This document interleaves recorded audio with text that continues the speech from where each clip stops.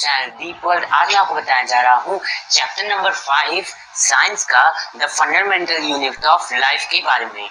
जब हम लोग फंडामेंटल यूनिट के बारे में बात करते हैं तब हम लोग एक बहुत ही स्पेसिफिक चीज के बारे में बात करते हैं जो कि एक पूरी होल बहुत बड़ी चीज को बनाती है।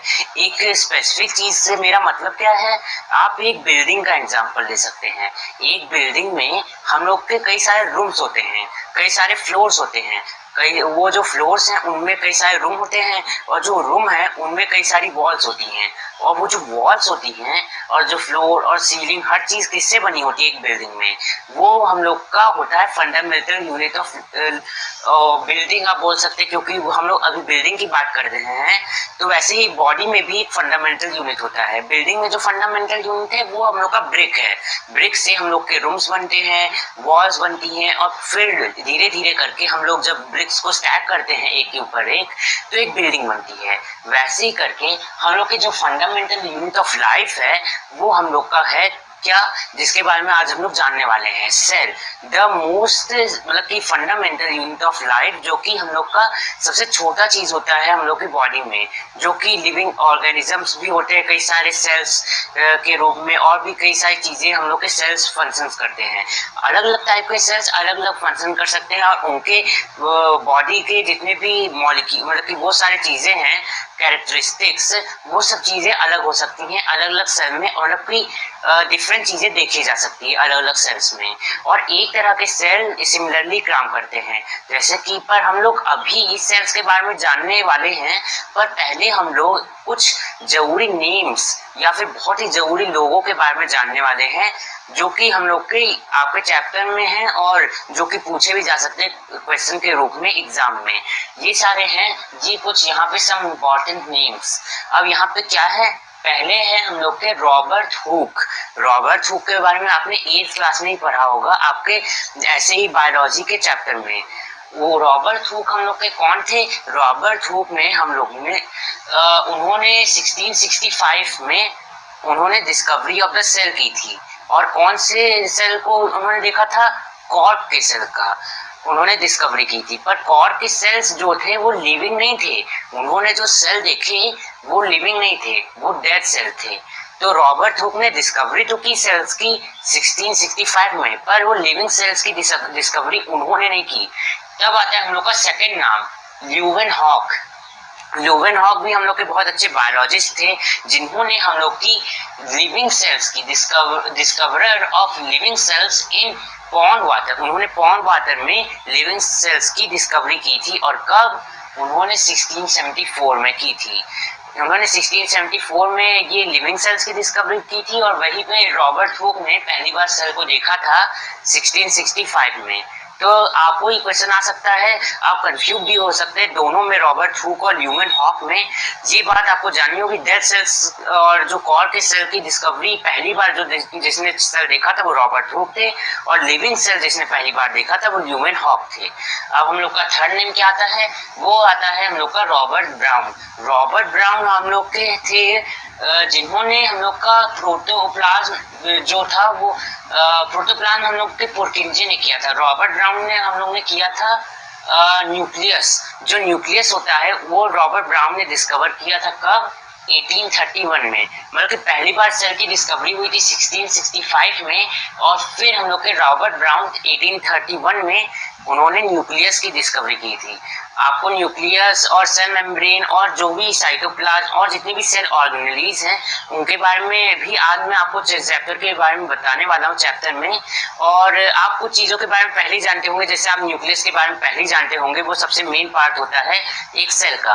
तो रॉबर्ट ब्राउन ने उनकी डिस्कवरी की थी 1831 में। तो ये कुछ डेट्स भी हैं यहाँ पे आपको मैंने दी हैं, जो कि आपको याद कर लेनी होगी, क्योंकि बस नेम लिखने से काम नहीं चलता, कभी कभी डेट्स भी पूछी जा सकती है। तो हम लोग के 3 जरूरी लोग हो गए। पहले थे रॉबर्ट ब्राउन, दूसरे थे रॉबर्ट हुक और तीसरे थे ल्यूवेनहॉक।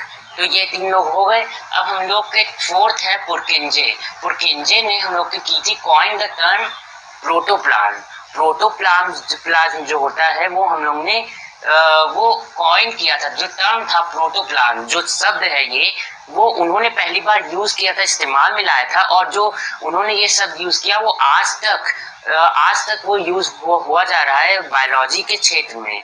तो हम लोग के पुरकिंजे भी बहुत ही ज्यादा मतलब कि मेन थे, और इन्होंने प्रोटोप्लाज्म शब्द का हम लोग पहली बार मतलब कि टर्म को उन्होंने मान्यता दी थी, आप बोल सकते हैं, क्योंकि इसके बाद ही वो टर्म यूज होने लगा। अब हम लोग फिफ्थ बहुत ही जरूरी लोग के बारे में जानने वाले हैं, और इन सब का क्वेश्चन आए या ना आए, 1 2 3 4 इन सब का, पर फिफ्थ का क्वेश्चन जरूर आएगा। ये जो लोग थे ये बहुत ही जरूरी थे, ये दोनों लोग।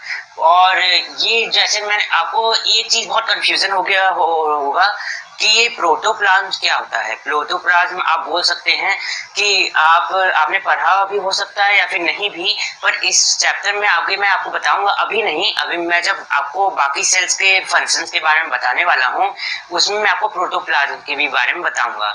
अभी हम लोग कुछ जरूरी नेम्स के बारे में जान लेते हैं। फिफ्थ है हम लोग के Sliden and Swan. Sliden and Swan बहुत ही जरूरी लोग थे। हम लोग के मतलब कि जो हम लोग के सेल की डिस्कवरी हुई थी उसके बाद से कई लोग आए हैं बायोलॉजिस्ट, पर हम लोग के स्लाइडेन एंड स्वान बहुत ही मेन लोग में से एक थे, क्योंकि उन्होंने क्या किया था, उन्होंने सेल थियोरी बनाई थी, सेल थियोरी को जन्म दिया था। वो दोनों लोग सेल थियोरी के निर्माता हैं।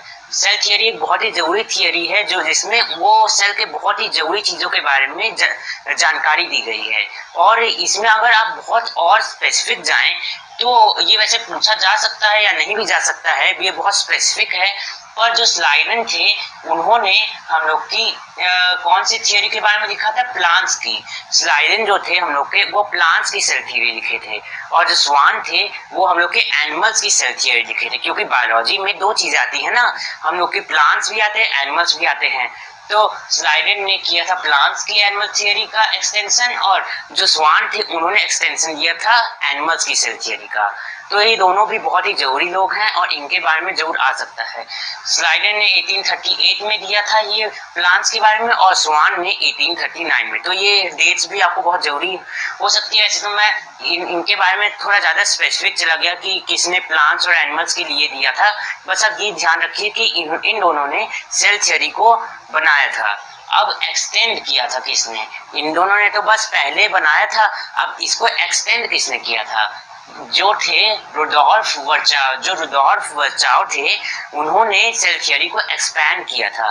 कैसे कि उन्होंने एक बहुत ही जरूरी चीज बताई थी, जो कि था he expanded the cell theory by saying that all cells comes from pre-existing cells। ये बहुत ही जरूरी चीज है, और आज के चैप्टर में हम लोग इसके बारे में जानने वाले हैं। जो रुडोल्फ वर्चाव ने कहा था all cells comes from pre-existing cell, मतलब कि जो भी सेल्स हैं जो भी हैं वो सारे पहले से जो सेल्स थे उनके उनके मतलब कि उनसे ही आए हैं। जैसे कि डिवाइड करके एक सेल डिवाइड करके रिप्रोड्यूस करता है, तो आज हम लोग उसके बारे में भी जानने वाले हैं, जो कि रुडोल्फ वर्चाव ने कहा था। और हम लोग मैंने आपको कुछ इंपॉर्टेंट नेम्स तो बता दिए। रॉबर्ट हुक जिन्होंने सेल की डिस्कवरी की थी, डेड सेल्स अगर स्पेसिफिक हो तो। ल्यूमेनहॉक ने लिविंग सेल्स की डिस्कवरी की थी पॉन्ड वाटर में। रॉबर्ट ब्राउन ने न्यूक्लियस की डिस्कवरी की थी, और पुरकिंजे ने प्रोटोप्लाज्म जो शब्द है उसके बारे में आपको बताने वाला हूँ, उसका वो जो टर्म था वो कॉइन किया था। स्लाइडेन एंड स्वान ने सेल थियोरी बनाई थी, और जो हम लोग के ये थे रुडोल्फ वर्चाव उन्होंने सेल थियोरी को एक्सपैंड किया था। अब हम लोग क्या जानने वाले हैं, अब आपको एक और चीज बहुत ध्यान से देखना होगा। कुछ चीजें हैं जो कि मैं आपको पहले बताया हूँ, जैसे कि सेल जो होते हैं वो अलग अलग टाइप्स के होते हैं, और अलग अलग टाइप्स के सेल के फंक्शंस भी अलग होते हैं। फंक्शंस के साथ उनकी फिजिकल प्रॉपर्टीज भी अलग होती है। फिजिकल प्रॉपर्टीज मतलब उनका शेप, उनका स्ट्रक्चर अलग होता है। तो वही मैं आपको यहाँ पे बताने वाला हूँ। जैसे यहाँ पे मैंने कुछ चीजें दी हैं, blood cells, muscle cells, neurons, nerve cells, या फिर आप बोल सकते हैं ये बोन सेल्स, इन सब के मैंने एग्जांपल्स लिए हैं। और भी बहुत सारे सेल्स होते हैं अलग अलग शेप के, पर मैं आपको यहाँ पे बोर्ड पे कुछ ही चीजें बता रहा हूँ। जैसे कि यहाँ पे है हम लोग का smooth muscle cell. Smooth muscle cell जो होते हैं वो हम लोग के स्पेड लाइक होते हैं। स्पेड मतलब कि भाला जो होता है उसके जैसे होते हैं स्मूथ मसल सेल्स। और ये जो आप यहाँ पे सारे सेल्स में आप देख रहे होंगे एक सिमिलर चीज, न्यूक्लियस, जैसे यहाँ पे यहाँ है, ये देखिए यहाँ, तो ये जो न्यूक्लियस है, ये जो गोल स्ट्रक्चर, ये न्यूक्लियस है और ये बहुत ही मेन होता है, मैंने आपको बताया था। तो स्मूथ मसल सेल्स। अब हम लोग सेल के इनर स्ट्रक्चर के बारे में जानने वाले हैं और सेल के जितने भी पार्ट्स हैं उन सब के बारे में भी। अभी हम लोग ने सेल के मतलब कि आप बोल सकते हैं बैकग्राउंड के बारे में जाना, मतलब कि सेल में जो थियरी, मतलब कि जो भी सारी सेल थियरी, ये सारी चीज़ें, और सेल की खोज किसने की थी, डिस्कवरी ऑफ द सेल, और भी जितने भी साइटोलॉजी जो कि सेल की स्टडी होती है, उनमें जितने भी बहुत ही ज़रूरी नाम हैं उनके बारे में हम लोग ने जाना। अब हम लोग ये सेल के स्ट्रक्चर के बारे में जानते हैं। हम लोग ने सेल के जो बाकी ज़्यादा शेप्स हैं उनके बारे में भी जाना, जैसे नर्व सेल का है और ओव्यूम का है, फैट सेल, इन सब के बारे में जाना। अब हम लोग ये सारे चीज़ों के बारे में जान चुके हैं, तो अब हम लोग एक नॉर्मल सेल के जितनी भी चीज़ें होती हैं, पार्ट्स होते हैं, उनके बारे में जानने वाले हैं। हाँ, सेल अलग अलग टाइप के होते हैं और उनमें कुछ पार्ट्स ही डिफ़र कर सकते हैं, पर ऑलमोस्ट ऑल सेल में ये सारे चीज़ें होती है, ऑर्गेनीज और भी जितने सारे स्ट्रक्चर्स हैं। और यहाँ पे एक और बात मैं आपको बताना चाहता हूँ, ये जो मैंने ये स्ट्रक्चर बनाया है सेल का, ये हम लोग का प्लांट सेल का डायग्राम है। मैंने ये एनिमल सेल का नहीं बनाया है। एनिमल सेल और प्लांट सेल थोड़े बहुत डिफ़र करते हैं हम लोग के साइटोलॉजी में। जो हम लोग का प्लांट सेल होते हैं उनमें कुछ चीज़ें हम लोग की ज़्यादा होती हैं, ऑर्गेनीज और जितने भी स्ट्रक्चर्स हैं वो सारी चीज़ें कुछ ज़्यादा होती है एनिमल सेल के मुकाबले। अभी हम लोग प्लांट सेल के बारे में जानने वाले हैं। मैं जितनी भी चीज़ें एनिमल सेल में भी होती हैं वो सारी चीज़ों के भी मैं आपको बताऊंगा क्या चीज़ें डिफ़र करती हैं दोनों में। तो हम लोग आउटर मोस्ट लेयर से इनर मोस्ट लेयर, मतलब कि आउटर में जो भी चीज़ें हैं हम लोग के ऑर्गेनीज और ये सारी चीज़ें, उनसे जाकर हम लोग इनर ऑर्गेनीज उन तक जाएंगे। तो हम लोग का यहाँ पे एक और बहुत अच्छा क्वेश्चन आता है जो कि आपके एग्जाम में आ सकता है कि what is the outer most layer of the cell. The outer most layer of the cell, इसके दो हम लोग के आंसर हो सकते हैं। कैसे हम लोग के इसके दो आंसर कैसे हो सकते हैं, क्योंकि मैंने आपको बताया था अभी कुछ समय पहले ही कि एनिमल सेल और प्लांट सेल कुछ चीज़ों में डिफ़र कर सकते हैं, और ये सारी चीज़ों में से ये भी है the outer most layer of the cell. ये डिफ़र करती है दोनों प्लांट्स और एनिमल्स में। The outer most layer of the cell in plants is the cell membrane and the outer most layer of the plant cell is the cell wall. और जो cell membrane होती है वो होती है हम लोग की second outer most layer plant cell में। ये यहाँ पे मैंने प्लांट सेल का डायग्राम बनाया है। तो यहाँ आप देख पा रहे हैं, जो यहाँ पे मैंने आपको दो आप लेयर देख पा रहे होंगे, एक ये वाली लेयर और एक ये वाली लेयर। तो जो यहाँ पे ऊपर है ये वाली लेयर, ये हम लोग की है सेल वॉल। यहाँ पे मैंने आपको लिखा है मैंने सेल वॉल। सेल वॉल हम लोग की प्लांट सेल में सबसे आउटर मोस्ट लेयर होती है। सेल मेम्ब्रेन एनिमल सेल में सबसे आउटर मोस्ट लेयर होती है। सेल वॉल जो होती है वो थोड़ी सी ज़्यादा टफ होती है सेल मेम्ब्रेन से। इसमें ये जो सेल वॉल होती है ये एक सेल्यूलोज नाम के फाइबर से बनी रहती है और ये सेल मेम्ब्रेन की तरह ही होती है, बस ये थोड़ी ज़्यादा टफ होती है और ये प्लांट सेल में पाई जाती है। पर ये बस प्लांट सेल में क्यों पाई जाती है और एनिमल सेल में नहीं, ये तो गलत बात है।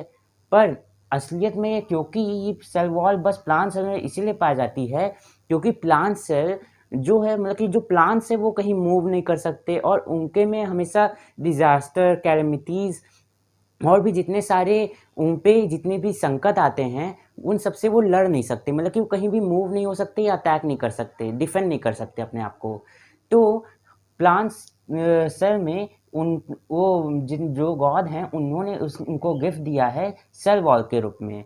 सेल वॉल एक बहुत ही टफ स्ट्रक्चर होता है जो सेल को बहुत ही ज़्यादा मतलब कि प्रोटेक्शन देता है एक सील के रूप में। वहीं पे एनिमल सेल में बस सेल मेम्ब्रेन होता है आउटर मोस्ट स्ट्रक्चर के रूप में, और सेल मेम्ब्रेन बस इसीलिए प्लांट सेल में नहीं होता है और एनिमल सेल में वो आउटर मोस्ट होता है, इसीलिए क्योंकि एनिमल सेल्स को वो लड़ने की ज़रूरत नहीं है क्योंकि वो मूव कर सकते हैं कहीं भी, और डिज़ास्टर जो भी होते हैं, मतलब कि कोई फ्लड आई तो एनिमल्स इधर से उधर मूव कर सकते हैं, या फिर कुछ भी हुआ तो एनिमल्स अपने आप को डिफेंड कर सकते हैं।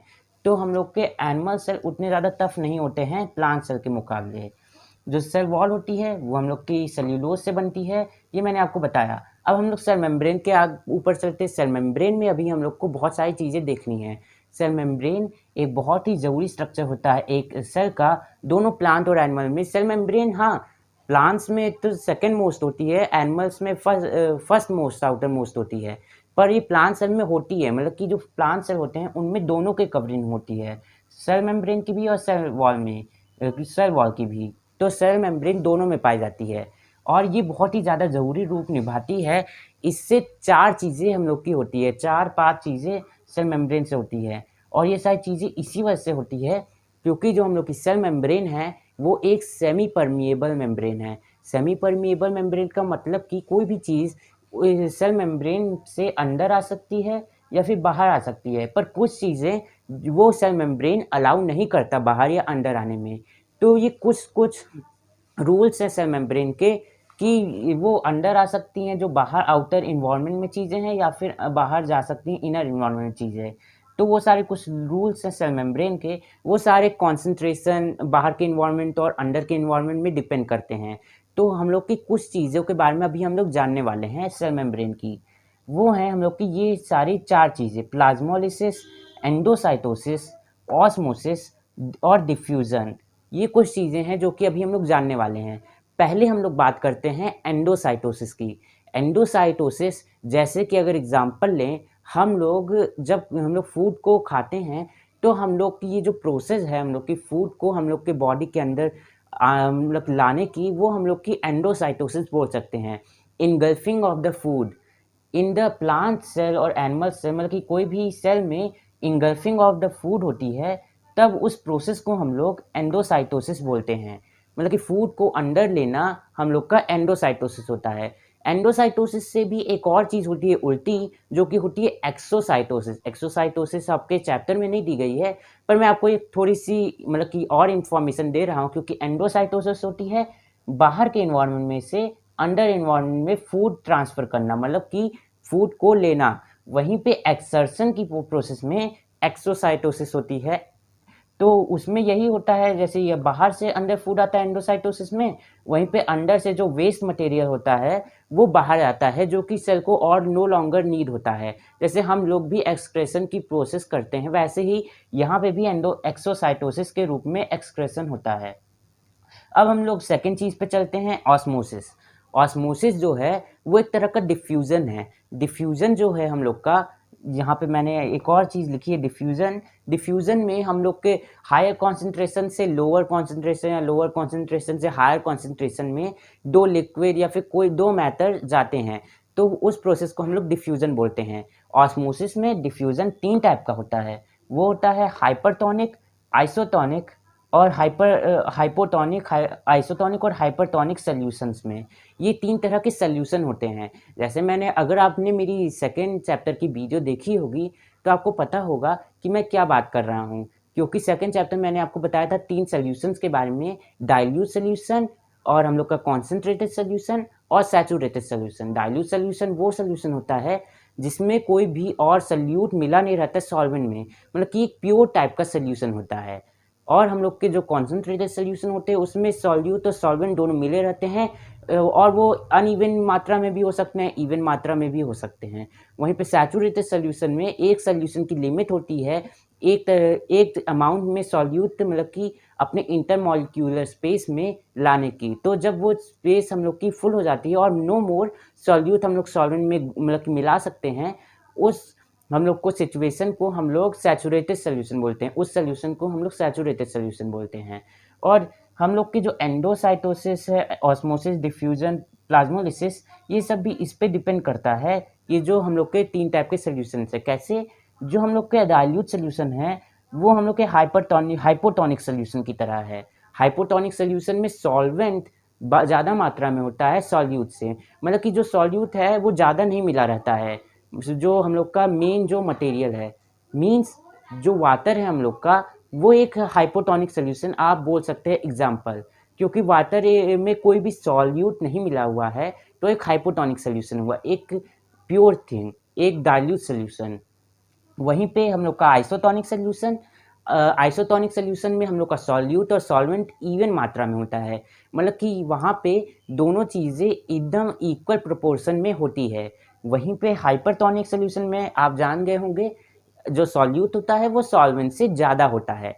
मीन्स अगर आपने एक वाटर में हम लोग ने चीनी या फिर बहुत ज़्यादा नमक मिला दिया तो वो एक हाइपरटोनिक सोल्यूशन में बन जाएगा। वहीं पे अगर आपने इतना ज़्यादा मिला दिया कि वो और ज़्यादा, आप अगर उसको मिक्स करेंगे, स्टर करेंगे, तो और ज़्यादा वो मिक्स नहीं हो पाएगा, वो एक सैचुरेटेड सोल्यूशन है। तो इन तीनों सोल्यूशन के बारे में तो हम लोग ने जान लिया, और डाइल्यूट, कॉन्सेंट्रेटेड, सैचुरेटेड। अब इसमें ऑस्मोसिस कैसे होता है? ऑस्मोसिस डिफ्यूजन की प्रोसेस है, और इसमें हायर कॉन्सेंट्रेशन से लोअर कॉन्सेंट्रेशन या फिर लोअर कॉन्सेंट्रेशन से हायर कॉन्सेंट्रेशन से ये हम लोग की चीज़ें जो भी है, वाटर या फिर कोई भी चीज़ें जाती हैं। तो हाइपोटोनिक सोल्यूशन में क्या होता है? हाइपोटोनिक सोल्यूशन में हम लोग के जो सेल है उसके अंदर वाटर होता है, और उसमें भी कई सारी चीज़ें होती है, शुगर होती है और भी कई सारी चीज़ें हम लोग के एक सेल के अंदर होती हैं। सेल के बाहर का इन्वायरमेंट वहीं पे देखें तो अगर वो हम लोग का हाइपोटोनिक सोल्यूशन हुआ, मतलब कि सेल का आउटर इन्वायरमेंट में वाटर है। वाटर हम लोग के सेल के आउटर इन्वायरमेंट में है, और वो डाइल्यूट सोल्यूशन है, एक हाइपोटोनिक सोल्यूशन है, उसमें कुछ भी मिला हुआ नहीं है। पर अंदर कॉन्सेंट्रेशन है, बाहर कॉन्सेंट्रेशन नहीं है। तो यहाँ से जो पानी है वो बाहर जाने की बजाय ज़्यादा पानी अंदर आएगा, मतलब कि जो बाहर का एटमॉस्फेयर में जो हाइपोटोनिक सोल्यूशन है वो हम लोग के इनर एटमॉस्फेयर में सेल के अंदर आ जाएगा।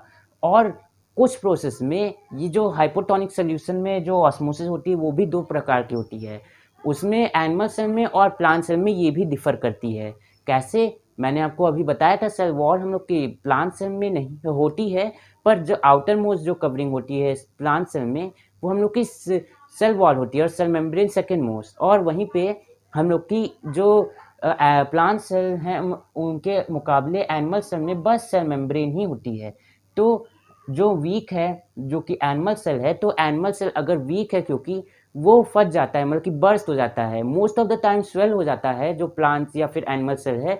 पर अगर बहुत ज़्यादा ही उसमें पानी चला जाए तब वो जो एनिमल सेल है वो बर्स्ट हो सकता है। पर प्लांट सेल में ये चीज़ नहीं होती है, क्योंकि क्योंकि आपने गेस कर दिया, क्योंकि सेल वॉल होती है उसमें। सेल वॉल एक बहुत ही ज़्यादा टफ स्ट्रक्चर है जिसमें सेल्यूलोज फाइबर होता है, और ये बहुत ही ज़्यादा सेल मेम्ब्रेन से बहुत ज़्यादा टफ होती है। और बस सेल वॉल नहीं, प्लांट सेल में सेल मेम्ब्रेन और सेल वॉल दोनों होती है। तो इससे सेल का बर्स्ट होना मतलब कि ऑलमोस्ट 0% हो जाता है। तो जो प्लांट सेल है वो बस स्वेल होता है, बर्स्ट होना नहीं उसमें लिखा होता, क्योंकि वो उसमें सेल वॉल है। सेल मेम्ब्रेन बस नहीं, सेल वॉल भी है। वहीं पे हम लोग के आइसोटोनिक सोल्यूशन में यहाँ पे भी कॉन्सेंट्रेटेड सोल्यूशन है, यहाँ पे भी कॉन्सेंट्रेटेड सोल्यूशन है, पर दोनों की जो प्रोपोर्शन है कॉन्सेंट्रेशन का वो इक्वल है, मतलब कि इक्वल मात्रा में है। मतलब कि यहाँ से जो पानी अंदर जाएगा और यहाँ से जो पानी बाहर जाएगा वो दोनों हम लोग का सेम मात्रा में जाएगा। मीन्स दोनों में कोई अंतर नहीं होगा, आउटर एटमॉस्फेयर ना ही inner atmosphere. Means cell even रहेगा, सेल में ना ही पानी ज़्यादा आएगा ना ही पानी कम आएगा। तो सेल ना ही स्वेल होगा ना ही श्रिंक होगा। वहीं पे हम लोग का हाइपरटोनिक सोल्यूशन में क्या होगा? आपने गेस किया, जैसे इसी का उल्टा हाइपोटोनिक सोल्यूशन में जो हुआ, हाइपोटोनिक सोल्यूशन में सेल स्वेल हो गया या फिर हम लोग का बर्स्ट हो गया। वहीं पे हाइपरटोनिक सोल्यूशन में बाहर की कॉन्सेंट्रेशन बहुत ज़्यादा है और अंदर की कॉन्सेंट्रेशन कम है। मीन्स अंदर की जो कॉन्सेंट्रेशन है वो हायर कॉन्सेंट्रेशन के इन्वायरमेंट में जाएगी, जिससे जो सेल के अंदर के जितनी भी चीज़ें हैं वो सेल वॉल और जो सेल मेम्ब्रेन है उससे फार चली जाएंगी। मीन्स क्योंकि पानी इधर से चला गया है और ये जो सेल है वो श्रिंक हो जाएगा। ऑस्मोसिस का एक बहुत ही ज़रूरी हम लोग का एग्जाम्पल आपको बोल सकते हैं एग्ज़ाम में आ सकता है, तो वो एग्जाम्पल है हम लोग का। हम लोग जब आप एग बनाते हैं तो एग को जब आप बॉयल करते हैं तो आपने देखा होगा आपके फादर मदर वो एग में हमेशा सॉल्ट डाल देते हैं। ऐसा क्यों? क्योंकि एग के अंदर जो पानी होता है वो बाहर चला जाए, और क्योंकि जो हम लोग जब सॉल्ट डालते हैं एक वाटर में तो वो हाइपरटोनिक सोल्यूशन बन जाता है। मीन सेल जो है वो एग एक तरह का सेल है तो वो श्रिंक हो जाता है और उसके अंदर का पानी बाहर आ जाता है, जिससे सेल बर्स्ट होने से बच जाता है। और वहीं पे अगर हम लोग बस पानी में डाल देते तो आप देखे होंगे जो हम लोग का एग है उसके जो इनर जो वाइट सब्सटेंस होती है वो मतलब कि जो उसका आउटर सेल होती है उससे बर्स्ट हो जाती है और बाहर चली आती है। तो ये चीज़ हम लोग जब सॉल्ट डालते हैं वाटर में नहीं होता, क्योंकि वो हाइपरटोनिक सॉल्यूशन बन जाता है। तो ऑस्मोसिस का एक बहुत ही ज़रूरी एग्जांपल ये था। अब हम लोग प्लाज्मोलिसिस की बात करते हैं। प्लाज्मोलिसिस हाइपरटोनिक सॉल्यूशन में ऑस्मोसिस की तरह ही है, बस प्लांट सेल में प्लाज्मोलिसिस होता है, क्योंकि जब इनर सब्सटेंसेस सेल वॉल से बहुत ही ज़्यादा दूर चली जाती हैं, यहाँ पे आ जाती हैं, तब जो सेल वॉल, क्योंकि बहुत ही ज़्यादा मतलब कि जो सेल है श्रिंक हो जाता है, तो प्लांट सेल में हाइपरटोनिक सॉल्यूशन वाला ऑस्मोसिस को हम लोग प्लाज्मोलिसिस बोलते हैं। तो यही था हम लोग का ऑस्मोसिस का। डिफ्यूज़न भी मैंने आपको बताया, ऑस्मोसिस भी एक तरह का डिफ्यूज़न है। हम मतलब कि हायर कॉन्सेंट्रेशन से लोअर कॉन्सेंट्रेशन, या फिर लोअर कॉन्सेंट्रेशन से हायर कॉन्सेंट्रेशन पे जब कोई लिक्विड या फिर कोई भी सब्सटेंस जाती है, तो उसको हम लोग डिफ्यूज़न बोलते हैं। तो हम लोग की ये सारी चीज़ें सेल मेम्ब्रेन की हो गई। अब हम लोग का एक और बहुत ही ज़रूरी चीज़ है, वो है हम लोग का न्यूक्लियस। न्यूक्लियस एक बहुत ही ज़रूरी हम लोग की है, इसलिए क्योंकि ये सेल का कंट्रोल सेंटर होता है, सेल का सेंट्रल पार्ट होता है, जो कि बहुत ही मेन होता है। अगर हम लोग इसका बहुत ही अच्छा एग्जांपल ले सकते हैं, वो है हम लोग का, अगर हम लोग पूरी अपनी होल बॉडी को एक सेल माने, तो हम लोग का जो न्यूक्लियस है वो हम लोग का दो आंसर में हो सकता है, एक हम लोग का ब्रेन या फिर हार्ट, क्योंकि हम लोग की बॉडी में सबसे ज़रूरी काम यही दोनों निभाते हैं, ब्रेन और हार्ट। वहीं पे सेल में भी जो न्यूक्लियस होता है वो हम लोग के सेल का एक ब्रेन या फिर हाफ हार्ट बोल सकते हैं, क्योंकि एक बहुत ही ज़रूरी, ये आप ऑर्गनली इसको नहीं बोल सकते, क्योंकि ये ऑर्गनली की तरह नहीं है, ये एक बहुत ही ज़रूरी पार्ट है सेल का। आप इसको सेल का एक पार्ट बोल सकते हैं आप। ये एक बहुत ही ज़रूरी सब्सटेंस है जो कि हम लोग के सेल के अंदर पाई जाती है, और इसमें बहुत ही ज़रूरी चीज़ें होती हैं। और ये जो न्यूक्लियस है ये कुछ दो चीज़ों में डिफ़र करता है, वो भी मैं अभी आपको बताने वाला हूँ। न्यूक्लियस में एक होती है हम लोग की न्यूक्लियर मेम्ब्रेन, जो कि हम लोग के आप न्यूक्लियस में जो मेम्ब्रेन होती है आउटर मोस्ट कवरिंग उसकी, वो हम लोग की न्यूक्लियर मेम्ब्रेन होती है। जैसे सेल मेम्ब्रेन, सेल में जो मेम्ब्रेन होती है वो सेल मेम्ब्रेन होती है, वहीं पे न्यूक्लियस में जो मेम्ब्रेन होती है उसको न्यूक्लियर मेम्ब्रेन कहते हैं। मेम्ब्रेन जो होती है न्यूक्लियस में, वो हम लोग की डिफ़र करती है कैसे, कुछ जो सेल होते हैं उनमें न्यूक्लियर मेम्ब्रेन नहीं होती है, और भी कई सारे ऑर्गेनीज़ की भी मेम्ब्रेन नहीं होती है। हाँ, ऑर्गेनीज़ जो अभी मैं आपको बताने वाला हूँ उनमें भी मेम्ब्रेन होती है, मतलब कि सेल की लगभग सारी चीज़ों में मेम्ब्रेन बाउंड स्ट्रक्चर होते हैं। पर कुछ तरह के सेल्स में ये सारे नहीं होते, मेम्ब्रेन बाउंड स्ट्रक्चर नहीं होते। हाँ, सेल मेम्ब्रेन हो सकती है या सेल वॉल हो सकती है, पर ऑर्गेनीज़ की मेम्ब्रेन या फिर न्यूक्लियर मेम्ब्रेन नहीं होती। वो सब में हम लोग का न्यूक्लियॉइड होता है, जो न्यूक्लियस विदाउट मेम्ब्रेन होता है उसको हम लोग न्यूक्लियॉइड बोलते हैं। और जो जिस सेल में न्यूक्लियॉइड होता है, मतलब कि प्रॉपर न्यूक्लियस नहीं होता है, प्रॉपरली ऑर्गेनाइज न्यूक्लियस, उस सेल को हम लोग प्रोकार्योटिक सेल बोलते हैं, या फिर प्रोकार्योट्स भी आप बोल सकते हैं। वहीं पे अगर एक प्रॉपरली ऑर्गेनाइज न्यूक्लियस है, मीन्स न्यूक्लियर मेम्ब्रेन है उसमें, तब वो हम लोग का यूकार्योट्स है, मतलब कि यूकार्योटिक सेल, इनको हम लोग यूकार्योट्स भी बोलते हैं। मीन्स यू का मतलब ट्रू और कार्योट का मतलब न्यूक्लियस।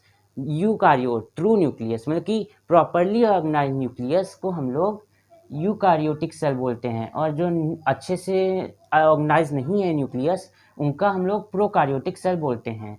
ये दोनों में चाहे कुछ चीज़ें डिफ़र करती है, मेम्ब्रेन बाउंड स्ट्रक्चर्स और भी कई सारी कमी होती हैं इन लोग में।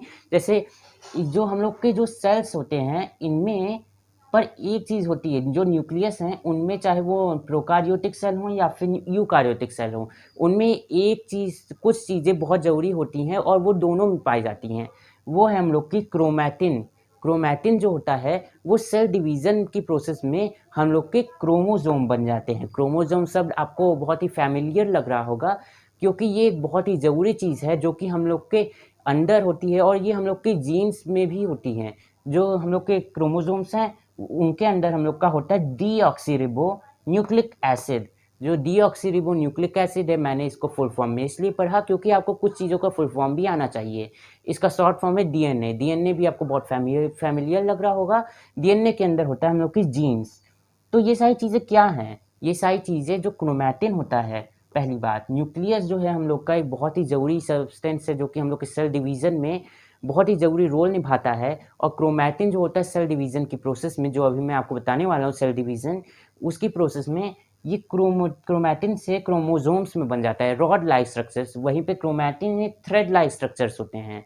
तो ये क्रोमोसोम्स बन जाते हैं, और क्रोमोसोम्स के अंदर डीएनए होता है जिसमें हम लोग की इन्फॉर्मेशन होती है कि कैसे जो ये सब्सटेंस है जो कि ये एनिमल है वो कैसा दिखेगा, हम लोग के जो अंदर जीन्स हैं वो सारी इन्फॉर्मेशंस हैं, मतलब कि जो डीएनए में इन्फॉर्मेशंस होती हैं कि एक एनिमल कैसा, उसकी जो कैरेक्टरिस्टिक्स हैं और वो सब कैसी होंगी, वो सारे इन सारी इन्फॉर्मेशन को हम लोग जीन्स बोलते हैं।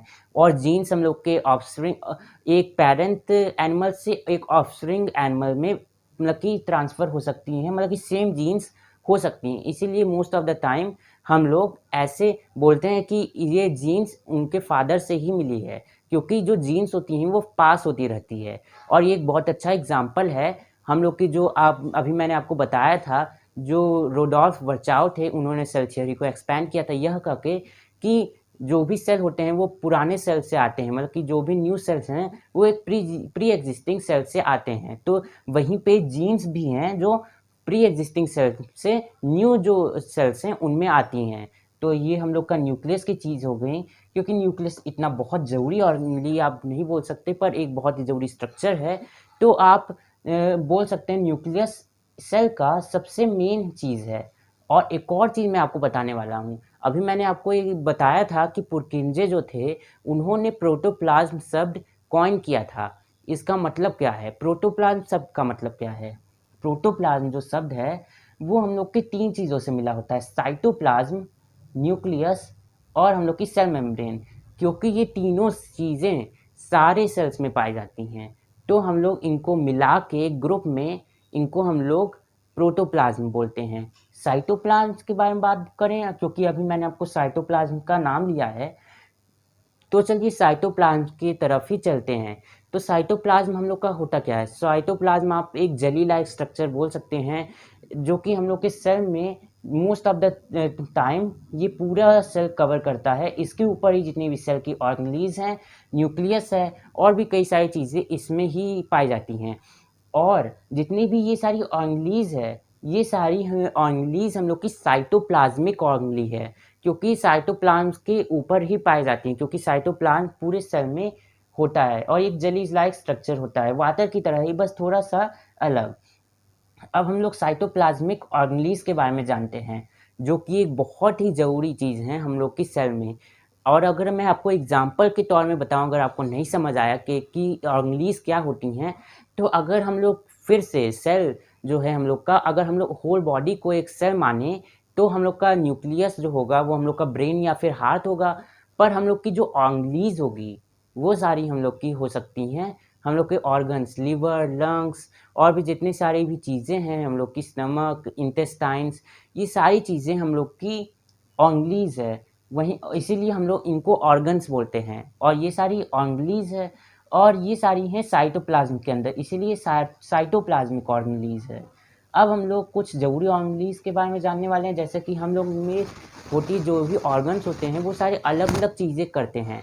तो एक जो सेल होता है वो सारी चीज़ें अपने से तो नहीं कर सकता, तो उसके लिए सेल्स के अंदर ही कुछ सारी चीज़ें होती हैं जो कि अलग अलग फंक्शंस निभाती हैं। हम लोग के जो बॉडी है उनके अंदर भी कई सारी चीज़ें होती हैं, वैसे ही सेल्स के अंदर खुद की भी कई सारी चीज़ें होती हैं। उन सारी चीज़ों के बारे में हम लोग जानने वाले हैं।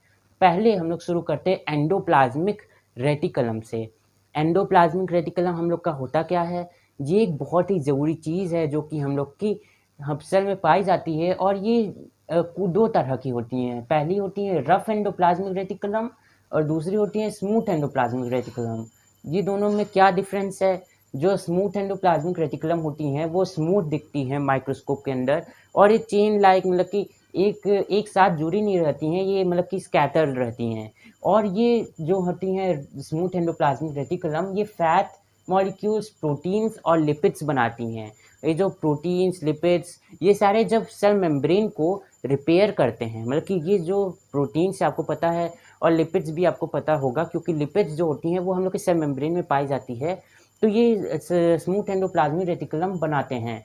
और जब ये सारे प्रोटीन, लिपिड्स हम लोग की सेल मेम्ब्रेन को रिपेयर करते हैं, रिपेयरिंग की प्रोसेस होती है, तब उसको हम लोग सेल मेम्ब्रेन बायोजेनेसिस बोलते हैं, जो कि मैंने आपको यहाँ पे लिख के भी बताया है, सेल मेम्ब्रेन बायोजेनेसिस। ये सारा हम लोग का स्मूथ एंडोप्लाज्मिक रेटिकुलम की मतलब की मदद से होता है। स्मूथ एंडोप्लाज्मिक रेटिकुलम एक और बहुत अच्छी चीज़ करता है, वो है डिटॉक्सिफाइंग ड्रग्स एंड पॉइजन्स। जैसे एक हम लोग की होती है एनिमल्स की प्रजाति वर्टिब्रे, उनमें ये बहुत ही ज़्यादा ज़रूरी काम करता है डिटॉक्सिफाइंग करने में पॉइजन्स और जितने भी ड्रग्स होते हैं। तो हम लोग ने ये सारी चीज़ें जान ली स्मूथ एंडोप्लाज्मिक रेटिकुलम के बारे में। पर अब रफ एंडोप्लाज्मिक रेटिकुलम के बारे में क्या चीज़ें हैं? रफ एंडोप्लाज्मिक रेटिकुलम मैं आपको बोल सकता हूँ स्मूथ एंडोप्लाज्मिक रेटिकुलम से थोड़ा-सा ज़्यादा अच्छा है, क्योंकि ये जो होता है ये न्यूक्लियस के अराउंड होता है। न्यूक्लियस के अराउंड ये चेन लाइक स्ट्रक्चर में होता है, जैसे मैंने आपको यहाँ पे दिखा के रखा है। ये एकदम न्यूक्लियस के बाहर जो आपको मेम्ब्रेन लाइक स्ट्रक्चर दिख रहा है, ये एक्चुअली न्यूक्लियर मेम्ब्रेन नहीं है, ये एंडोप्लाज्मिक रेटिकुलम है, वो भी रफ एंडोप्लाज्मिक रेटिकुलम इसको क्यों बोलते हैं?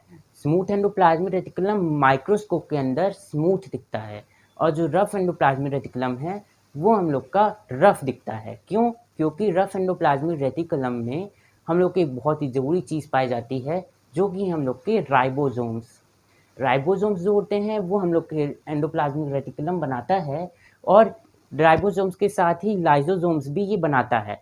अभी राइबोसोम्स के बारे में बात करते हैं। राइबोसोम्स जो होते हैं एक बहुत ही ज़रूरी हम लोग के ऑर्गेनेल होते हैं, जो कि हम लोग के प्रोटीन्स बनाते हैं।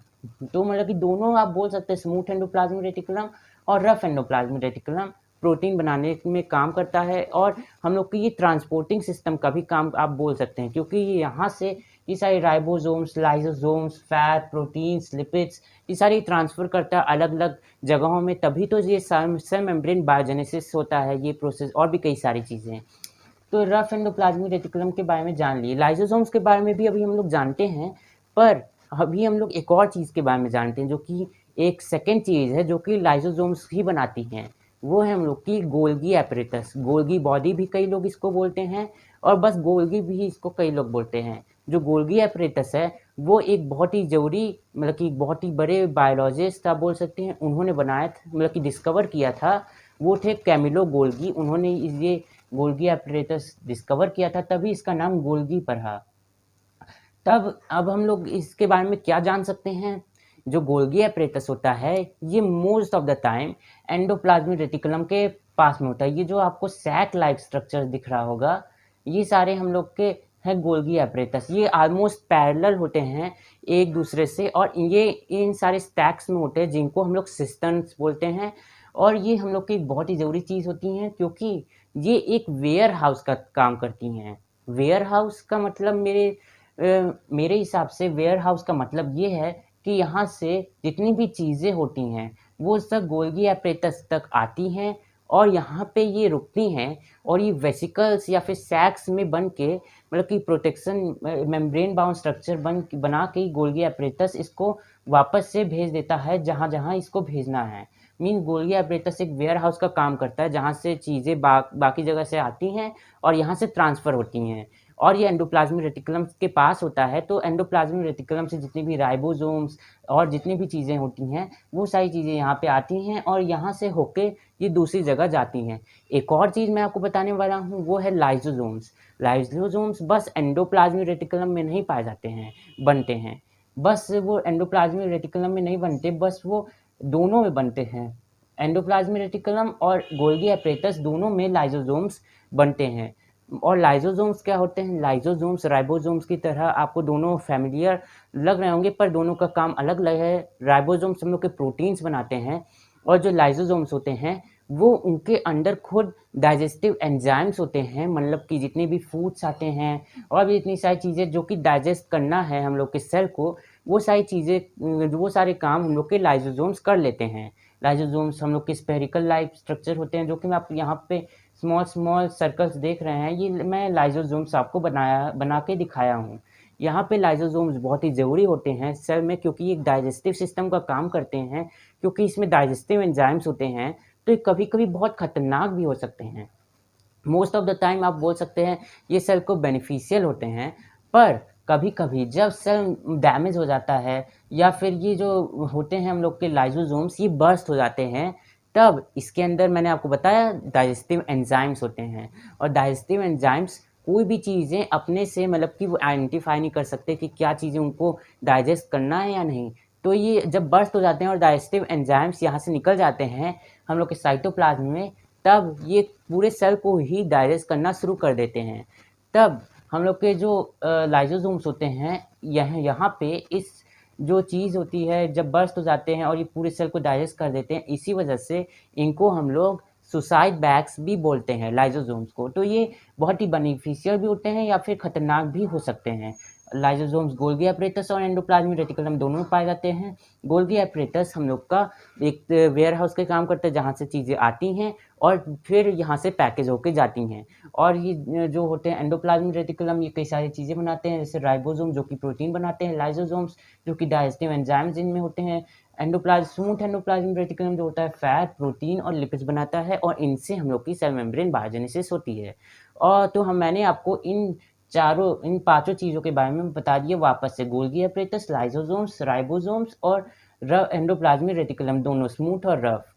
तो मैंने इन सब के बारे में आपको वापस से बता दिया कि आपको ये कुछ कन्फ्यूज़न ना हो जो भी मैंने आपको बताया।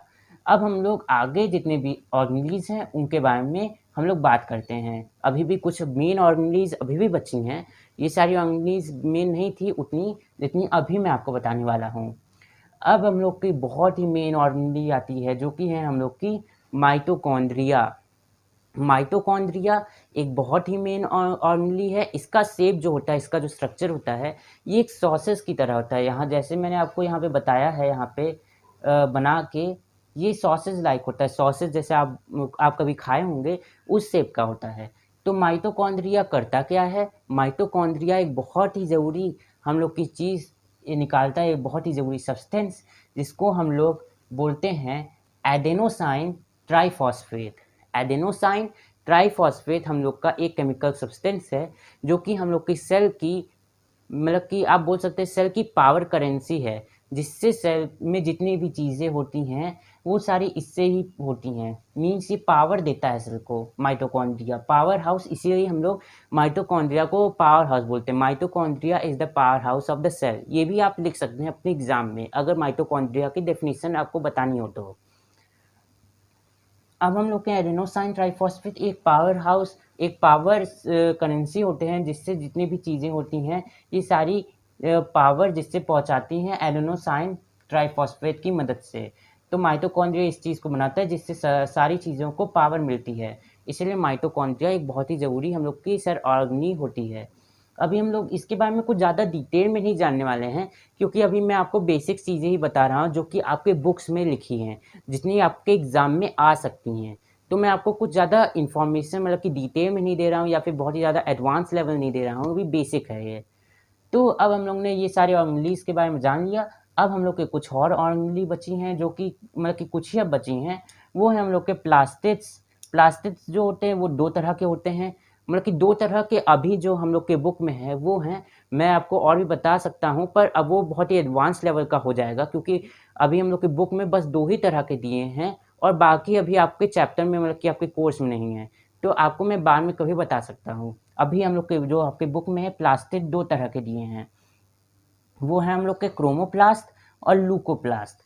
क्रोमोप्लास्ट जो होते हैं वो हम लोग के क्लोरोप्लास्ट भी आप बोल सकते हैं क्योंकि जब एक क्रोमोप्लास्ट में एक सब्सटेंस होता है उसको हम लोग बोलते हैं क्लोरोफिल। क्लोरोफिल आपको नाम से बहुत ही ज़्यादा फ़ैमिलियर लग रहा होगा। वो हम लोग का एक बहुत ही ज़रूरी सब्सटेंस होती है जिससे हम लोग की फोटोसिंथेसिस होती है और क्लोरोफिल की मदद से ही हम लोग के प्लांट सेल में ग्रीन कलर जो आता है वो इसी की मदद से आता है। और ये जो क्लोरोफिल होता है ये हम लोग के प्लास्टिड में होता है जिसको हम लोग क्रोमोप्लास्ट बोलते हैं। और जब क्रोमोप्लास्ट में ये इस तरह का क्लोरोफिल नाम का सब्सटेंस पाया जाता है तब उस क्रोमोप्लास्ट को हम लोग क्लोरोप्लास्ट बोलते हैं। तो हम लोग के प्लास्टिड इस वजह से बहुत ज़्यादा ज़रूरी होते हैं। ये तो अभी मैंने आपको एक तरह का प्लास्टिड बताया। अब जो दूसरी तरह का प्लास्टिड है वो हम लोग का लूकोप्लास्ट है। लूकोप्लास्ट हम लोग की बहुत ही ज़रूरी चीज़ है, मतलब कि ये हम लोग की गोल्गी एपरेटस की तरह ही है। इसमें भी हम लोग की चीज़ें आती हैं और स्टोर होती हैं। जितने भी इसमें भी फैट, प्रोटीन ये सारी इसमें भी स्टोर होती हैं जो कि सेल में बहुत ज़रूरी चीज़ें आती हैं। ये भी एक स्टोरेज हाउस आप बोल सकते हैं सेल का।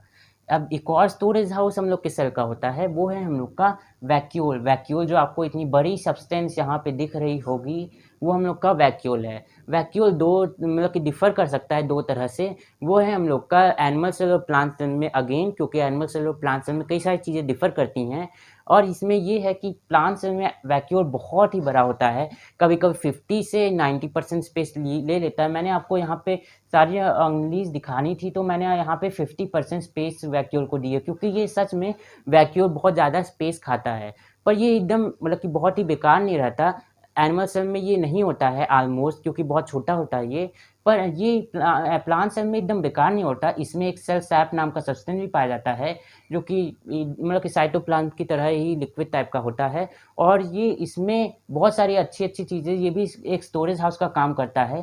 तो ल्यूकोप्लास्ट और वैक्यूल दोनों हम लोग के एक स्टोरेज हाउस की तरह हैं। इसमें भी फैट, प्रोटीन, शुगर और भी कई सारे स्टार्च सारी चीज़ें आती हैं और यहाँ पे स्टोर होती हैं वैक्यूल में। अब हम लोग ऑलमोस्ट सारी चीज़ों पे चले जा चुके हैं, और यहाँ पे जितनी भी चीज़ें हैं हम लोग ने जान ली हैं। न्यूक्लियस जो होता है वो हम लोग के 2 चीज़ों में डिफ़र करता है, प्रोकार्योट्स और यूकार्योट्स में। आपको बाद में वापस से बता रहा हूँ, क्योंकि जो न्यूक्लियस है इसमें सबसे ज़्यादा क्वेश्चन आपके एग्ज़ाम में आ सकते हैं। न्यूक्लियस जो होता है वो प्रोकार्योट्स और यूकार्योट्स में डिफ़र करता है। प्रोकार्योट्स में हम लोग के सेल मेम्ब्रेन जो होती है वो होती है, पर मेम्ब्रेन बाउंड ऑर्गेनेल्स और membrane bound nucleus, proper nucleus नहीं होता है, ट्रू न्यूक्लियस नहीं होता है, फॉल्स न्यूक्लियस होता है। और यूकार्योट्स में हम लोग का ट्रू न्यूक्लियस होता है, और यूकार्योट्स में मेम्ब्रेन बाउंड ऑर्गेनेल्स होती हैं। अब एक और चीज़ मैं आपको बताने वाला हूँ। प्रोकार्योट्स में जो हम लोग के क्रोमोसोम्स होते हैं, रॉड लाइक स्ट्रक्चर जो कि क्रोमैटिन से बनते हैं, जो कि न्यूक्लियस में पाए जाते हैं, जो उसकी सेल डिवीजन में की प्रोसेस में वो हम लोग के क्रोमोसोम्स बन जाते हैं। तो ये प्रोकार्योट्स में क्रोमोसोम बस 1 होते हैं, और यूकार्योट्स में जो क्रोमोसोम्स होते हैं वो 1 से ज़्यादा हो सकते हैं। तो हम लोग की मैंने आपको प्रोकार्योट्स और यूकार्योट्स में कुछ डिफरेंसेस बताए, क्योंकि ये आपको आ सकता है what are the differences in prokaryotes and eukaryotes. और तो हम लोग ने आपको मैंने आपको यहाँ पे इन दोनों में डिफरेंसेस बता दिए। प्रोकार्योट्स में न्यूक्लियॉइड होता है और यूकार्योट्स में न्यूक्लियर मेम्ब्रेन होती है, ये भी एक डिफरेंस था। तो अब हम लोग ने मुझे लगता है सारी चीज़ें जान ली है, जितने भी सेल की जो बहुत ही मेन चीज़ें थी वो सारी। अब मैं आपको एक और बार डायग्राम का एक रिवीजन करवा देता हूँ, अगर आपको अच्छे से समझ नहीं आया हो। जो यहाँ पे ये प्लांट सेल का डायग्राम है, तो यहाँ पे आउटर मोस्ट कवरिंग जो है हम लोग की सेल वॉल है, और second outer most cell membrane है। पर एनिमल सेल में ये सेल मेम्ब्रेन आउटर मोस्ट होगी, सेल वॉल एब्सेंट होगी। वहीं पे न्यूक्लियस ये है, न्यूक्लियस कभी कभी सेंटर में हो सकता है, पर वैक्यूल इतना बड़ा है क्योंकि प्लांट सेल में, तो कभी कभी ये किनारे में भी आ सकता है न्यूक्लियस। न्यूक्लियस में जनरली उसके बाहर न्यूक्लियर मेम्ब्रेन होती है, न्यूक्लियस के अंदर कई सारी चीज़ें होती हैं। ये सारी चीज़ें मैंने आपको बता दी। मैं वीडियो और लंबा नहीं करूँगा, तो मैं आपको धीरे धीरे से सारी चीज़ें बता देता हूँ। एंडोप्लाज्मिक रेटिकुलम जो कि न्यूक्लियस के आउटर में होता है, न्यूक्लियर मेम्ब्रेन की तरह ही होता है। आप उसमें थोड़ा-सा आप बोल सकते हैं मतलब कि धोखा खा सकते हैं, क्योंकि दोनों न्यूक्लियर मेम्ब्रेन की तरह ही दिखते हैं, क्योंकि एकदम न्यूक्लियर मेम्ब्रेन की तरह ही ये सेल मतलब कि सेल का जो न्यूक्लियस होता है उसके आउटर में रहते हैं। पर ये एंडोप्लाज्मिक रेटिकुलम है, और यहाँ पे स्मूथ एंडोप्लाज्मिक रेटिकुलम है, जो यहाँ पे आपको स्कैटर्ड छोटे-छोटे में दिखेंगे। यहाँ पे ये रफ में दिख रहे हैं, इसमें हम लोग के राइबोसोम्स होते हैं जो कि प्रोटीन बनाते हैं। एंडोप्लाज्मिक रेटिकुलम हम लोग का लाइसोसोम्स बनाता है। स्मूथ एंडोप्लाज्मिक रेटिकुलम हम लोग के फैट, प्रोटीन और लिपिड्स बनाते हैं, जिससे हम लोग के सेल मेम्ब्रेन बायोजेनेसिस होती है। और हम लोग के लाइसोसोम्स होते हैं, वो हम लोग के स्पेरिकल लाइक स्ट्रक्चर्स होते हैं, जिनमें डाइजेस्टिव एंजाइम्स होता है। और जब ये मतलब कि बर्स्ट हो जाते हैं, तो ये जो डाइजेस्टिव एंजाइम से साइटोप्लाज्म में चले जाते हैं, जिससे जो हम लोग का सेल है वो खुद ही डाइजेस्ट हो जाता है। साइटोप्लाज्म एक बहुत ही ज़रूरी सब्सटेंस है, जिसमें ये सारे साइटोप्लाज्मिक ऑर्गेनेल्स होते हैं। और हम लोग के जो राइबोसोम्स है वो प्रोटीन बनाते हैं। हम लोग के गोल्गी apparatus एक वेयरहाउस का काम करता है, जिससे बाहर की सब्सटेंस अंदर आती हैं और बाहर चली जाती हैं। और यहाँ पे वेसिकल्स में ये बाउंड होके जाती हैं, ऐसे ही ये बाहर नहीं भेज देता अपने के कहीं भी। तो ये वेसिकल्स में बाउंड होके जाती हैं गोल्गी apparatus से। गोल्गी apparatus नॉर्मली ये मतलब कि जो एंडोप्लाज्मिक रेटिकुलम है उसके पास में रहता है। तो कई सारी चीज़ें एंडोप्लाज्मिक रेटिकुलम से यहाँ पे ट्रांसपोर्ट होती हैं। गोल्गी apparatus भी लाइसोसोम्स बनाता है। हम लोग के माइटोकॉन्ड्रिया एक बहुत ही ज़रूरी चीज़ होती है, जो कि हम लोग के power house of the cell भी माने जाते हैं। और माइटोकॉन्ड्रिया एक बहुत ही ज़रूरी हम लोग की सब्सटेंस बनाता है, जिसको हम लोग बोलते हैं एडेनोसाइन ट्राइफॉस्फेट। ये बहुत ही ज़रूरी सेल की करेंसी है, जिससे हम लोग की सेल को पावर मिलती है। और हम लोग के यहाँ पे सेल मेम्ब्रेन्स में लिपिड्स होते हैं, जैसे मैंने आपको बताया। और यहाँ पे क्लोरोप्लास्ट और क्रोमोप्लास्ट नाम के कुछ सब्सटेंस होते हैं जिनमें क्लोरोफिल पाया जाता है। जब एक क्रोमोप्लास्ट में क्लोरोफिल नाम का सब्सटेंस पाया जाता है तो वो क्लोरोप्लास्ट होता है। ये प्लास्टिड होते हैं और एक और प्लास्टिड हम लोग का होता है ल्यूकोप्लास्ट, जो कि हम लोग के स्टोरेज हाउस की तरह होता है। एक और storage house of the cell होता है हम लोग का वैक्यूल, जो कि यहाँ पे आपको दिख रहा है। ये हम लोग के क्रोमोप्लास्ट ल्यूकोप्लास्ट है और यहाँ पे हम लोग का वैक्यूल है। वैक्यूल भी एक तरह का हम लोग का सब्सटेंस होता है जिसमें सेल सैप होता है और भी कई सारे इसमें चीज़ें होती हैं, प्रोटीन्स और शुगर, स्टार्च और भी कई सारी चीज़ें यहाँ पे स्टोरेज में होती हैं। ल्यूकोप्लास्ट की तरह ही ये भी एक स्टोरेज हाउस की काम करता है। अब हम लोग ने ये सारी चीज़ों के बारे में जान लिया। अब मुझे होप है कि आपको ये सारी चीज़ें अब आप एग्ज़ाम में अच्छे से लिख पाएंगे, और तभी मैंने आपको ये बहुत ही डिटेल में समझाया और बाद में अभी मैंने आपको रिवीजन भी सबका कर दिया। अब हम लोग सेल डिवीज़न की प्रोसेस में जाते हैं। अभी वीडियो ख़त्म नहीं हुए, एक लास्ट चीज़ मैं आपको बताना चाहता हूँ, वो है सेल डिवीज़न की प्रोसेस। तो चलिए उसकी तरफ चलते हैं। अब हम लोग सेल डिवीज़न की प्रोसेस के बारे में जानने वाले हैं। जैसे आपको पता है, हम लोग की सेल डिवीज़न की प्रोसेस आपको नाम से ही समझ आ रहा होगा, ये हम लोग की एक साइटोलॉजिकल लेवल में सेल्यूलर डिवीज़न की प्रोसेस होती है, सेल्यूलर रिप्रोडक्शन की। यहाँ पे हम लोग की सेल डिवीज़न 2 प्रकार के होते हैं, एक होती है माइटोसिस और एक हम लोग के होते हैं मायोसिस। पहले हम लोग माइटोसिस के बारे में जानने वाले हैं।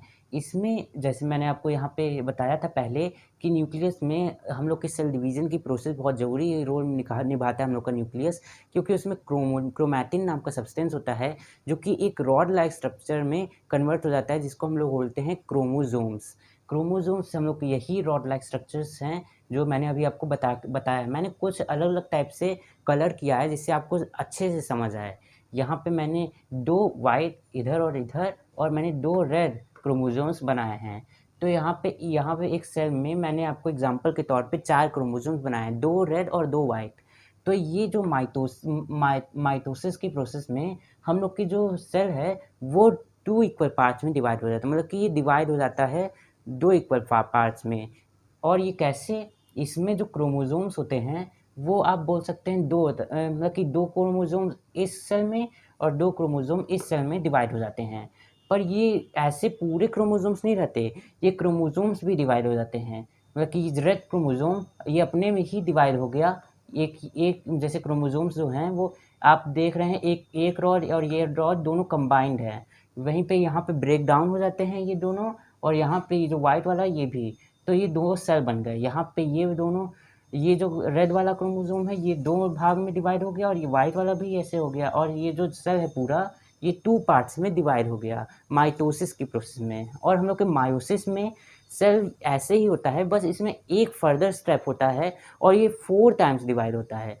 मतलब कि ये 4 भाग में डिवाइड होता है। यहाँ पे 2 टाइम्स डिवाइड होता है 2 भाग में, यहाँ पे 4 भाग में डिवाइड होता है। मीन्स यहाँ पे सिमिलरली मैंने यहाँ पे बनाया है, पर इसमें थोड़ा सा अलग टाइप से मैंने आपको दिखाया है। यहाँ पे मैंने ये वाला जो सेल है इसके टिप को छोड़ी है और यहाँ पे पूरा रेड किया। यहाँ पे भी मैंने इसकी टिप को छोड़ी है लेफ़्ट वाली, और यहाँ पे मैंने इसका पूरा रेड कलर किया है। वहीं पे यहाँ पे मैंने इसकी बस टॉप लेफ़्ट वाली टिप कवर की है रेड से, और यहाँ पे पूरा वाइट छोड़ा है खाली। और यहाँ पे हम लोगों ने ये वाले में भी पूरी जो टॉप लेफ़्ट वाली जो टिप है उसको मैंने कलर किया और पूरा यहाँ पे ब्लैंक छोड़ा है। तो ये हम लोग के 4 क्रोमोसोम्स हुए। यहाँ पे ये दोनों इक्वल पार्ट्स में डिवाइड हुए, पर यहाँ पे ये दोनों ब्रेक नहीं हुए क्रोमोसोम्स। यहाँ पे तभी ये फर्दर पार्ट्स में डिवाइड होते हैं। यहाँ पे ये वाला क्रोमोसोम और ये वाले क्रोमोसोम का एक सेल बन गया, और ये वाले क्रोमोसोम और ये वाले क्रोमोसोम का एक सेल बन गया, एकदम इसकी तरह। पर यहाँ पे ये जो क्रोमोसोम्स है ये डिवाइड हो गए अपने में ही, पर यहाँ पे जो क्रोमोसोम्स है वो डिवाइड नहीं हुए। यहाँ पे क्रोमोसोम अभी भी अपने फुल स्ट्रक्चर में हैं। पर अभी हम लोग के बाद में ये जो क्रोमोसोम्स डिवाइड हो जाएंगे 4 पार्ट्स में। ये वाला जो पार्ट है ये 2 में डिवाइड हो जाएगा, ये वाला जो पार्ट है ये 2 में। तो ये टोटल हम लोग के 4 हो जाएंगे मायोसिस की प्रोसेस में। तो यहाँ पे ये जो है हम लोग के 2 पार्ट्स में डिवाइड हुए। मीन्स हम लोग ये वाला पार्ट और ये वाला जो हम लोग का पार्ट है ये दोनों एक ग्रुप में आ गया, ये और ये वाला जो पार्ट है और ये वाला जो पार्ट है ये दोनों एक ग्रुप में आ गए और डिवाइड होके। और यहाँ पे ये वाला पार्ट एक ग्रुप में आ गया जैसे आप देख रहे हैं, और यहाँ पे ये वाला पार्ट इस क्रोमोसोम का और ये वाला पार्ट इस क्रोमोसोम का एक ग्रुप में आ गया एक सेल में। तो ये जो सेल है यहाँ पे 4 भाग में डिवाइड हुआ, और यहाँ पे ये 2 भाग में डिवाइड हुआ। तो यही था मायोसिस और माइटोसिस की प्रोसेस में डिफरेंस। तो यही था सेल डिवीज़न की प्रोसेस। मैंने आपको सेल के स्ट्रक्चर के बारे में बताया, सेल की जितनी भी बैकग्राउंड साइटोलॉजी के बारे में बताया। तो मैंने आपको आज पूरी जो साइटोलॉजी में हम लोग की बेसिक चीज़ थी और इस चैप्टर में जो आपको आ सकता था, chapter number 5 fundamental unit of life के बारे में सेल में, तो जो भी चीज़ें मैंने आपको लगभग पूरा चैप्टर मैंने आपको कवर कर दिया। अब अगर आपको मेरी वीडियो अच्छी लगी हो और आपको अगर कुछ नया सीखने को मिला हो, जो कि मुझे होप है, तो आप मेरी वीडियो को लाइक कीजिए, मेरे चैनल को सब्सक्राइब कीजिए और बगल में बेल आइकन ज़रूर दबाएँ, क्योंकि मेरे आने वाली अपडेट्स आप तक सबसे पहले पहुँच सकेंगी तब। और अगर आपको ये सारी वीडियो अच्छी लगी और आप और साइंस की और रिलेटेड, जैसे अभी मैं क्लास 9th की वीडियो बना रहा हूँ, तो आपको उससे रिलेटेड कोई भी वीडियो चाहिए, तो आप नीचे कोई कमेंट भी कर सकते हैं। आज के लिए बस इतना ही। मैं आपको अगले चैप्टर साइंस के ही चैप्टर नंबर 6 टिश्यूज़ के चैप्टर में मिलूँगा। तब तक के लिए बाय बाय।